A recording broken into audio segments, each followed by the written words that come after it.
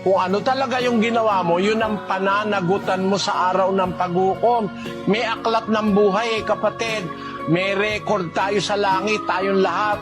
Kumbaga sa school, meron tayong card. Nandun yung record kung papasa ka, kung hindi. Hindi mo mapabago yung card. Maaaring mabago mo yung pagka yung teacher mo tumatanggap ng lagay. Ang Diyos walang lagayan doon. Walang palakasan doon.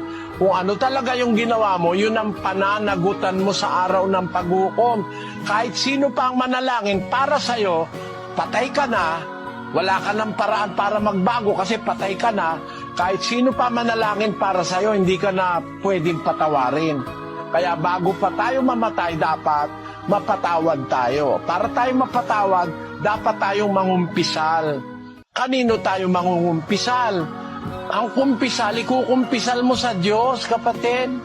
Sa Diyos kasi, hindi ka mahihiyang mangumpisal ang sabi sa Biblia, aking ipahayag ang aking kasalanan sa Panginoon.